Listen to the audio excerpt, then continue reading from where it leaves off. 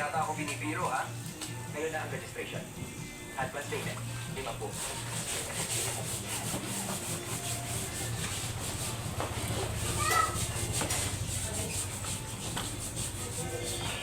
Parang bayatan ng kalabaw ang ulo ng batang yan. Bago yung paninigit sa bibig ng liwanag, siguro yun ang mga gamot. Hayaan mo na silang magtrabaho. Mamayang gabi, ako mismo ang maghuhukay sa malalaking bibig.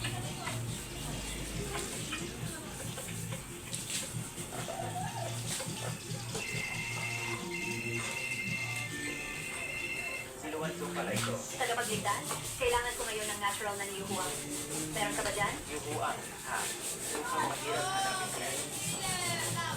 Hello, hello! Okay ka? Unas lang na kanina ang signal dito sa bundok.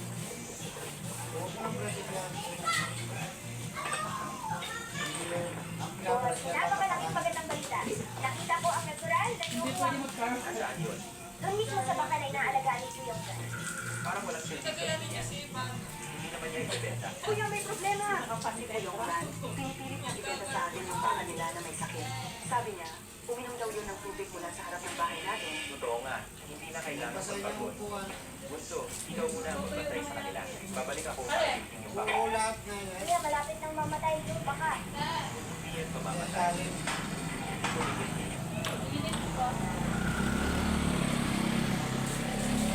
Saktong dating sa'yo talaga to. Yung baka ko, uminom ng tubig sa iyo. Ngayon, mamamatay na siya. Kailangan ng pili. Magkano? 5,000 ang kailangan ko. Ano bang problema itong batang to? Grabe, parang ang yaman-yaman niya. May paabot na Tayo sandok. yung baka, pagkatapos ng transaksyon, saka lang namatay yung baka. Wala akong pakialam. Sandok. Yan.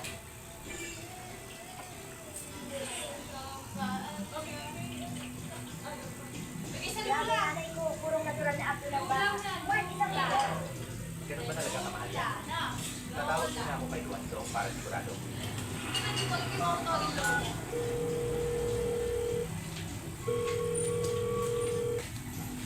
Lola. Tama, Lola. Na. Luanzo? What? Lola. Paikot-ikot mo na naman ako eh. Dati sinabotahin mo negosyo ko. Sabi mo kapag may kailangan ako, tutulong ka. So, tutulong ka ba ngayon o hindi? Jason, pasensya na talaga. Pero kahapon mo lang naman dyan? na kailangan ng abdo ng baka. Gusto ko palang gawin. Ganyan, mahirap na rin.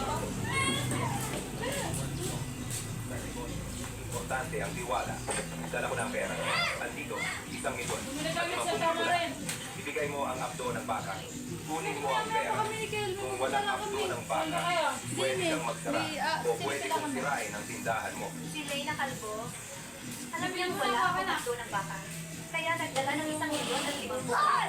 Jason, sa ngayon, wala talaga akong maibibigay na natural na abdo ng baka. Luanzong, importante sa akin ang abdo ng baka. Kung wala kang maibigay, baka pati buhay ko, hindi ko na rin kayanin. Kaya wag mo na akong sisihin. Sirain nyo.